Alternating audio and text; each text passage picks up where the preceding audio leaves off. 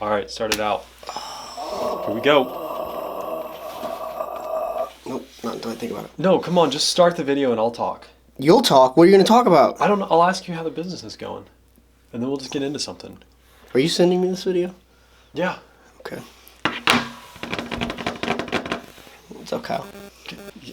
You start over, and you got to talk a little bit louder. Oh, okay. I'll talk louder for your microphone. What's up, Kyle? Make another YouTube video. Another day, another dollar, as they say. I don't think I've made a single dollar off YouTube. What about you? Not yet. Your YouTube channel is growing, though. Yes. You're up to 1,400 subscribers. 1,600. 1,600? I think so. I don't know. That's nuts. Whatever it is with all you dumpster rental people, those that are interested in it, it's like a cult following, I'm telling you. I've noticed there's a huge interest in it, which makes me wonder how long my business will last before it's saturated. But yeah, I mean, that's a topic in and of itself. Yeah. How much competition can a market handle? I guess that's what we can talk about. I like it. Let's talk about competition. All right, so You should start first by talking about like our market or somebody else's. No, I'm just like talking about the big players and why a company like yours is able to compete. I mean, why is it feasible for these guys to go out in a market where there's these massive companies already existing? Well, because I mean, you're right on point. These massive companies have existed for so long, and they've had an absolute monopoly on the system. And worst of all, usually they also have partial ownership in the dump. So not only are they picking up your trash, they're charging it, and then they're dumping it at their own location in a hole, and burying it. You know, obviously there's EPA regulations, and they have employees they have to pay for, so their prices are always going to be a bit higher. But I think the day of, you know, the big dumpster company owning all the contracts is over. So I think it's all about the little guy. Don't even really understand what that means, because I didn't understand. But like cities will have a contract with a republic or something like that, right? And then so republic more or less says, hey, we have rights on certain areas. But also we're talking about, I guess, two different things like that. I'm talking like roll-off cans that you would have like for your house. But like, what about the big containers, like the 14 yard, 20 yards? Like those what I'm aren't doing. contracts, When we're right? saying roll-off containers, are you talking about like what comes off my trailer, or are you talking about literally like the No, I'm talking, when I say roll off, I'm talking big, like what you have. But I'm saying like Republic, I know like some towns have contracts for like their city trash? Yeah, their city trash. Yeah, so certain areas do, but we no longer have one here in town. Republic's gone, from what I've been told. This is all hearsay, but reliable sources, even people from Republic, have told me that work there, that they've been going after contracts in our town forever. But you've got the city who does its own trash. But then the funny thing is, Republic still gets the city's business, because then the city has to go dump at their landfill. Yep. So they're still paying tonnage. I mean, you got to probably think, I mean, it's kind of gross to think about, but there's probably 5 tons in one of those compactors. And then who knows how many times one of those goes over there every day. And then they're paying per ton for that. So Republic's making its money there, but where they're starting to lose money is they don't have as much trash service as they used to, at least locally for us. And then we have a couple other guys who have their own trash service in town. I don't do like the, curbside trash pickup kind of stuff, but I know guys in town who do, and they do it really well. Subscription services is awesome. Why? I mean, that's something to talk about too. Like, you see these smaller guys, like you guys aren't going to know the names of them, but like your Steinkamp, who is, it's a small version of Republic. They have a route that they run, and they pick up curbside at everyone's houses. Why not start a business like that? I mean, why are you focusing mainly on the roll-offs and not on something like that? A couple things. One, purely out of respect. I know who Steinkamp is. I know their family, and I refer business to them all the time. B, he has it figured out. He's 10 steps ahead of me. He has it all figured out. He has a very reputable name and network. It would take me a while to break into it. That's a high volume game too. When I started this, I started as a side hustle. When you do that, there's no sick days for those routes. Unless you only run routes X amount of days and then you take a couple days off. He doesn't work that way. He also has employees. He has a compacting truck. He's built that business over years of slowly putting it together. So your business it's something you can kind of get into part-time at first and then grow it. Right. But he went, talk about head first. Like, he was like, I'm going against the big, like, kahuna, and I'm going to be competitive. Yeah. And he is. He's really, really competitive in town. And I'll vote for him 10 times over that. If somebody's like, who should I get my trash service through? Go get it through him. So then going back to the original question of like, okay, how does it work when you've got these big Republic guys and what are the other ones? Well, in other towns, you're going to have Republic, Area, Waste Management. Those are like 3 big players just across the nation. So how do they not just squash you? It's because it's a volume. It's not only just a volume game; it's a demand game. So, trash just this year, I read this months and months and months ago, was up like 36% after COVID. Wow. Those places can't. They can hardly hire people to just drive right now as it is. You can hardly get anybody to make you a dumpster right now. So if it wasn't for the small guys like us across the country, there would be piles of trash everywhere. And people would be waiting on dumpsters for months. Around here, not so much maybe. I think at this point, anybody else who joins the game, unless they're going like big, they're not going to really make a dent in the competition. I think the people that are here are established, even the small guys. Outside of that, you're just kind of like, you're just bloodying the water. Well, I'm sure a lot of young guys who are thinking of starting this business probably when they first look into it, they're like, there's no way this is going to work in my market because there's already all these big fish. Well, you got to look at it, but I'm not worried about the big fish. Yeah, I know, and that's what my point is, like, that's not your market. Like, no. And again, everybody's like, oh, you why would you price yourself against those guys? And it's like, I don't. I say it over and over again. Never price yourself $5 cheaper than your competition. You'll never win. You'll never, ever, ever win. There's so many different pricing structures. So when they see they can get a dumpster for $690 for a 20-yard dumpster for 2 weeks, and that's the only price you can get it through our big guys in town, well, I'm going to worry about turnover, and I'm going to price a $295 for a day, a $360 for 2 to 3 days, and a $415 for 4 to 7, and that's for my smaller dumpster. So the customer sees value in, I only need it for a day or two. Right. So they're getting $100, $200 off. And that's the way they see it. Am I the best value?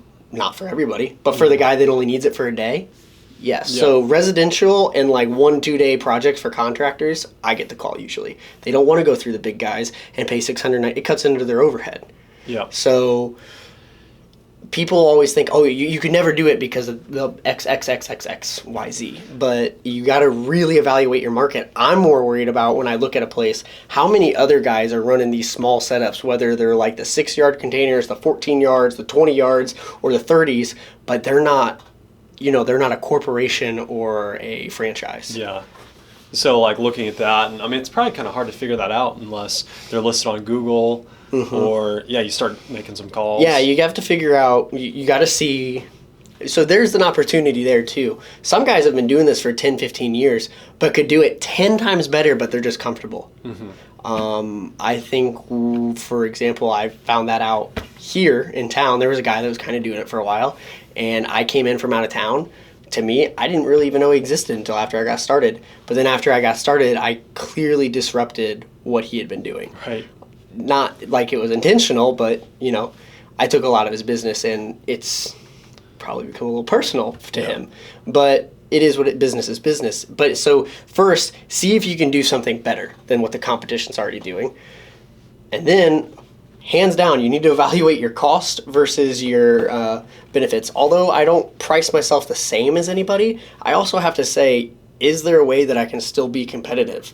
If I see 10 guys doing this business in town, and then I come in and I'm like, well, I can't undercut any of these guys. I can't undercut them. I can't really price myself better than them. I can't provide value. Then it's going to be tough. It's going to be tough. And you got to also think some of these places have landfills or transfer stations where people can get a deal. When I lived in Springfield, I don't think anybody was paying the same price at the dump as the guy in line.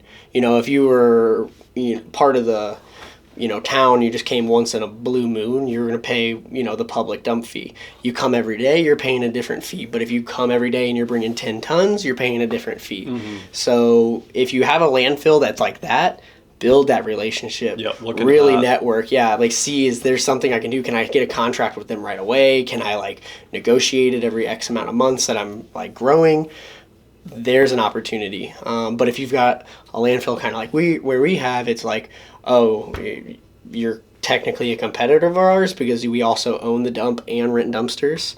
Yeah, no, you're going to pay the fee. Yep. You need to start finding creative ways to cut costs for yourself. Mm-hmm. So I would be interested to know for because you're like, there's different tiers of the business like we've already been talking about. You've got your guys who've got the dump trailers, just starting out. Maybe they just do it, once a month or something. Yeah, I'm going to call them landscapers. Yeah, landscapers, who offer, that once in a while. Then you've got your guys, I'd say you probably fall into kind of the next level. If we're breaking into 3, mm-hmm. there's those guys. I'd break it into 4. Okay, well, here.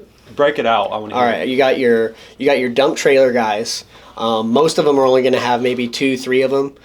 Anybody else who has them, they've been probably in the market for a while. They're probably not buying 10, 15 dump mm-hmm. trailers. It happens. It depends on what they're using it for. Some guys like only do it for gravel, and it depends on the industry. But they're your landscapers who also do trash removal. Then you've got the guys like me who have roll-off containers, or they have like 6-yard bins. So they've got the like alley dumpsters, or they have the small roll-off, or I'll call them the light roll-offs that go on the back of a trailer.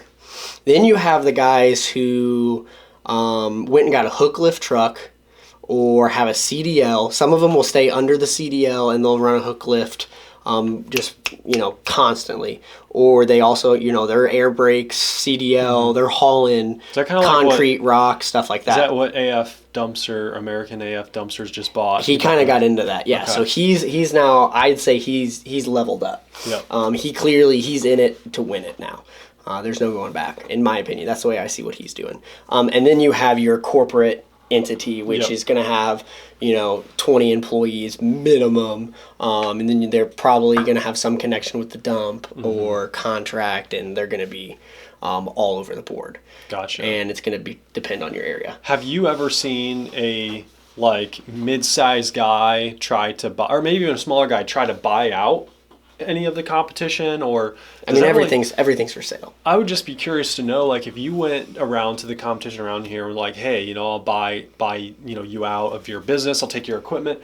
But I guess also, what is the reason why you would do that? The only reason I would do that is if I saw them as taking too much business from mm-hmm. me. But the thing is, I'm busy enough as it is where they are the least of my concern. Yep. I'm at full capacity. So until I have multiple employees, there's no point in me buying anybody out under me or at the same tier as me, because I still need them so I can manage my own stuff, mm-hmm. if that makes sense. If they disappear, I'm going to just get busier as a sole proprietor, we'll say. It would make more sense for me to level up and go get a hook lift truck, a semi or whatever, and start performing higher, and then try to buy them out and literally just buy out their equipment and their name and just say, stop. Yeah. I don't even know if I would want it. I don't know if I'd want their trailers or anything. I would buy them out and say, please stop. Sign a non-compete agreement, and I will basically turn around and sell their equipment over state lines, so I don't have to worry about it. And at that point, I can then raise my prices. Because that's the problem that really happens, is when you have all these guys nitpicking prices. Everyone's trying to underbid each other. Yeah, the 2 other guys that compete against me, if you go look at their website, they're literally $5 cheaper. Mm-hmm. The only thing that I have going for me is I just have a very well-established reputation. Yeah. So it's okay, well, I could raise my prices, but are they going to follow, or are they going to really try to work in these tight margins? It's tough, because this is a unique business where you're offering a service, but the service really doesn't matter a whole lot as far as the quality of the service. It mm-hmm. does. It does, but yeah. My point is you hear the saying or the analogy of people are more gravitated towards expensive items. So mm-hmm. if you were shopping for I don't know, let me put it this way, like a contractor even, like, okay, so like we have a local builder, Kuntz Builders. They are way higher in price than a lot of the other contractors, but people will pay for that quality. Most definitely. Yeah, but like in the dumpster business, you don't really have that. It's not like this guy's you're gonna pay, way more. I think you'd be surprised sometimes. Really? A little bit, yeah, because at the end of the day, it's not always quality, it's also flexibility. Yeah, can you be there? Can you be there at that moment, and are you going to take the stuff I'm putting in the dumpster? Because somebody like me, light trailer, I've hauled things I shouldn't have hauled, or it's heavy, or, it was on the brink of, this is really heavy. Some contractors don't want to put up with that. They just want to throw their crap in the dumpster, and they will pay dumb money because they're not paying it. So somebody else, good. They're Yeah. subcontracting it. They'll pay the big guy to haul it away, 6, 7, 8 tons. They'll put brick, concrete, whatever in it, and nobody says a thing. Money doesn't mean anything because they're projects that big, and it's all about time. And there's people like me who's kind of in the middle where, hey, I'll do what I need to make you happy. I'll 4 or 5 dumpsters today. Sure, yeah, I'll make it work. And then you've got other guys who are like, oh man, I've only got time to do 1 or 2 today. Yeah. You get what you pay for. So it's almost like when you get in with some of the contractors and they get used to you being like responsive and being like Hustling. hustling. Hustling goes a long way. You probably can ask for a little more of a premium, maybe. It's weird because the first few times you work for some of the contractors, they all want a deal. Everybody wants to get off their bottom line. They want you to go. They see you as this kid who will cut the meat off and take. And sometimes I'll take a little off, and hey, I'll help you on this part. And then there's other times like, no, because you know what? I know you can't get it cheaper anywhere else. Right. You're not going to take advantage of me, and that is a huge issue. Being this age and in this industry, is I'm always working with people older than me. Every person I'm dropping a dumpster off to is older than me, and they have a very particular interest in my business because they're all trying to figure out how does that kid have a $60,000 truck, a $30,000 trailer, and all this stuff, and all they want to know is like, how is he doing this? And the minute you start being a pushover, and you're like, oh yeah, I'll just pay I'll charge you a 1-day price, even though you kept my dumpster for 2 weeks. Yeah. As soon as you give somebody an inch, they'll take a mile. And those contractors, there's going to be 1 or 2 of them. They're going to do that, or they're going to have huge respect for you, and they'll pay. Then, like the next 2-3 times, they will just pay whatever you're telling them. Yep. And that's nice. Those are the contractors I love to work with. That they see you hustling, they respect what you're doing, and they're not just trying to take advantage of you. Yeah. Yeah. So that goes a long way. Hustling for contractors that actually respect you, well worth it. The ones that are always wanting a discount from you, work for them, but don't always give it to them. Yeah. I mean, it's not worth it. They're always going to be wanting a cheaper price. Yeah, I guess it depends how desperate you are for business, right? Exactly. And the worst thing you can do is go give them a deal. Because I've done this. I learned this the hard way right away. One time I gave a guy a deal. He ended up getting like 3 dumpsters from me. And he kept them for a while. And I was giving him like a 1-day price because I was slow for 1 day. The next day I got a call and somebody was like, I can't get a dumpster anywhere. And they're telling me what the project was. It was easily going to be like a 4 or 5 dumpster deal. And he was going to pay whatever it was. And I couldn't do it because this one guy that I offered a deal to, it's like, is it always worth it just to like get the money right now, or is it worth it to maybe wait and get it from somebody later? So yeah, that's a good thing to think about. That was a long video. Well, yeah, you should probably wrap this thing up. Anything else we need to talk about? No, I think just being competitive and being respectful and building your network goes just miles. Lots to learn. Yeah. Don't rag on your competition. As I spoke about in my last video, it does not benefit you at all. Yeah. I refer business to people all the time. Because at the end of the day, if I don't have a dumpster, it's not doing me any good by just being like, oh yeah, you're not going to be able to get it from anybody else. And then they call the next guy and he has it. It just makes me look stupid. Be like, no, call this guy. Oh, you only need a 6-yarder. Call this guy. Oh, you need a 40-yarder and you're going to be throwing concrete in it? Yeah, call this guy, because I know he'll do it.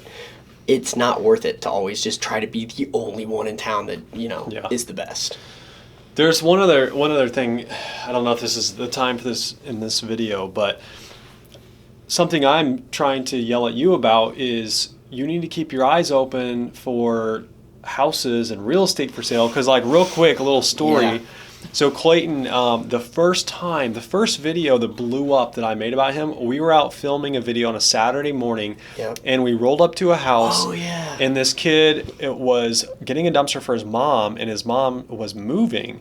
And instantly, light bulbs are going off in my mind, like, oh, this guy's selling his house. I'm a realtor. Let me list this house, or maybe I'll buy it and fix it up and sell it myself. So it ended up working out where Clayton gave me his number, I think. Yeah, something like that. Well, he knew I was going to give it to you, but yeah. Okay, I reached out to him. Sure enough, I was able to get a deal done on that house and make some money. So, like, being in the dumpster business, you find out a lot of stuff, like whether people are so chatty. Whether a business is moving out or someone is moving out of their home. Like, be looking for those opportunities. So the funny thing is, since I'm a mortgage lender, when somebody says I'm remodeling or something, I always go, "How long have you had the house?" I think I've done 4 or 5 refinances, and one of them was like well worth it. For me, I get a small commission off of it, but it's also based on the price of the house. Yeah. And it was a very nice house, and they had a huge amount of equity in it, and it was just one of those. Oh, you're doing something in the house? Do you know what the interest rates are right now? And, like, have you done a refinance lately? No? Here's my card. You don't even have to tell them.